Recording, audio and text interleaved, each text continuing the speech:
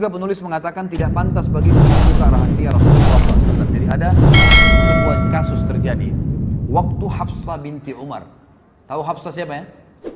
Siapa Hafsah? Hah? Siapa?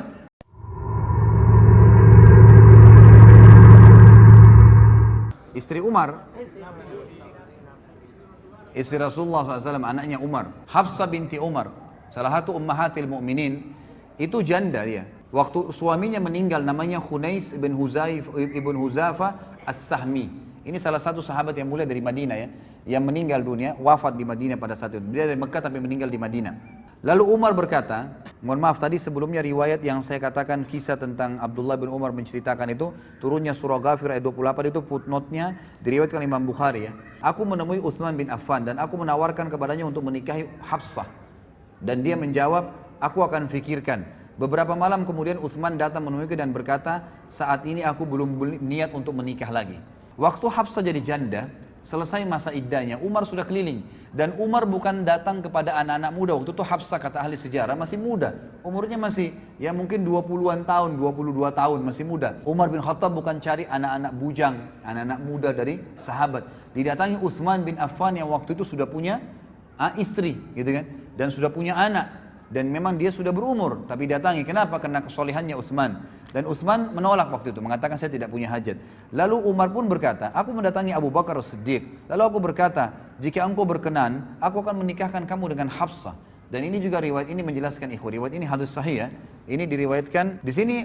Ulama mengatakan bukan aib seorang ayah menawarkan anak perempuannya kepada orang saleh. Sebagaimana bukan aib juga seorang muslimah, mukminah menawarkan dirinya kepada orang yang mukmin, tapi dengan cara-cara syar'i. Sebagaimana wanita mukmin yang menawarkan dirinya kepada Nabi sallallahu alaihi wasallam. Maka Abu Bakar pun kata Umar terdiam dan aku lebih baik menerima perkataan jawaban dari Abu Bakar daripada Abu Bakar diam.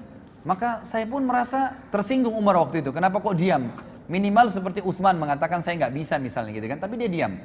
Lalu beberapa malam kemudian ternyata datanglah lamaran Nabi SAW kepada Hafsah. Lalu Umar pun menikahkannya. Di hari pernikahan Nabi SAW dengan Hafsah, Abu Bakar baru berkata kepada Umar begini, apakah kamu tahu, wahai Umar, bukankah kau sudah tawarkan Hafsah kepada saya? Kata Umar, benar. Apakah kamu tahu kenapa saya diam? Kata Umar, tidak. Kata Abu Bakar apa? Yang menghalangiku untuk memberikan jawaban kepadamu atas permintaanmu itu adalah karena aku mengetahui bahwasanya Rasulullah SAW telah menyebut nama Hafsah. Tidak pantas bagiku membuka rahasia Rasulullah SAW. Seandainya Rasulullah SAW tidak berkenan, niscaya aku yang akan menerima tawaranmu. Jadi di sini jelas Abu Bakar radhiyallahu anhu bukan tidak mau menikahi Hafsah, tapi tidak mau mendahului Nabi SAW karena Nabi sempat menyebutkan namanya Hafsah pada saat meninggal. Nabi tidak bilang saya akan nikahi Hafsah, tidak. Cuma mengatakan Hafsah kesihan, meninggal suaminya. Maka Nabi SAW, maka Abu Bakar tidak mau mendahului Nabi SAW. Kalau Nabi tidak nikahi, barulah dia nikahi. Kita lihat kemudian bab yang lain ikhwas sekalian adalah infak Abu Bakar di jalan Allah Subhanahu Wa Taala. Disebutkan oleh Tabarani dalam Kitabul Al-Kabir dari Ibnu Abbas dan dihasankan oleh Syekh Albani. Kata Nabi SAW, ma ahadun a'lamu indi yadan min Abi Bakar wasani binafsihi wa mali wa angkahani ibnatah.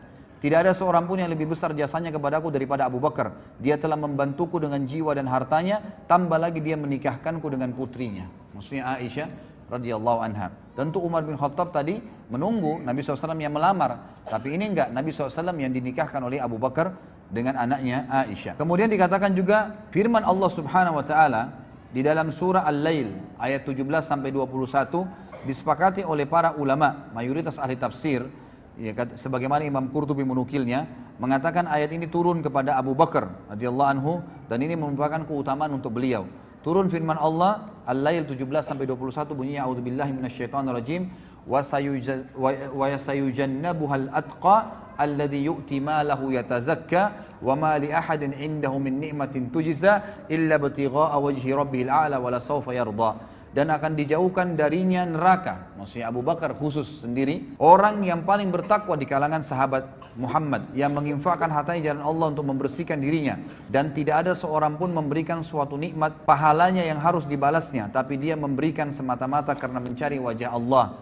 yang maha tinggi, dan niscaya kelak dia pasti akan mendapatkan kesenangan atas balasan tersebut. Umar bin Khattab juga mengatakan di dalam hadis riwayat Abu Daud di halaman 137, pada saat Nabi SAW memerintahkan sedekah, maka aku mengumpulkan hartaku, dan hari ini dia berkata, aku coba mendahului Abu Bakar, karena selama ini Abu Bakar selalu mendahuluiku, maka aku pun membawa setengah hartaku.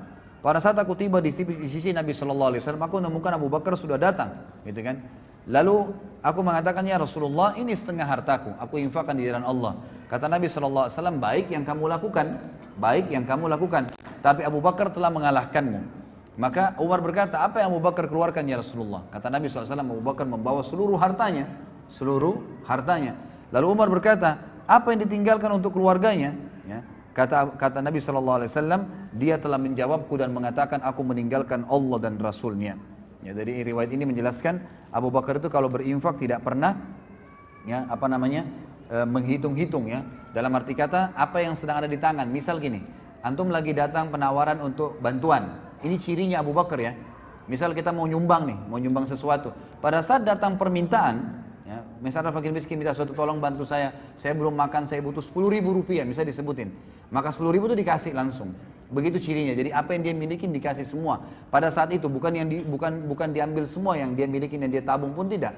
Di rumahnya, dimanapun, tapi yang dia siapkan pada saat itu langsung dikasih semua oleh Abu Bakar, itu cirinya. Gitu kan. Jadi ada kesalahpahaman kadang-kadang dengan ikhwah, seakan-akan Abu Bakar menghabiskan semua, karena disebutkan dalam beberapa riwayat yang lain yang sahih, Abu Bakar masih punya kebun-kebun, punya pendapatan-pendapatan dari penjualan, gitu kan, yang ada. Jadi bukan seluruh harta diambil, dijual pun semua kebunnya, enggak. Tapi yang ada siap pada saat itu, pada hari itu semua dikeluarkan di jalan Allah Subhanahu Wa Taala.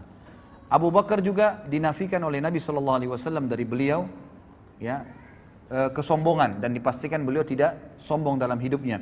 Sebagaimana kita sudah jelas hadis, ya, yang sahih, dan hadis ini diriwayatkan Imam Bukhari. Abdullah bin Umar berkata radhiyallahu anhu bahwasanya Rasulullah SAW bersabda, man jarra thawbahu khuyala lam yandurillahu ilaihi yaumal qiyamah. Siapa yang menjulurkan pakaiannya karena sombong, niscaya Allah tidak akan melihat kepadanya pada hari kiamat.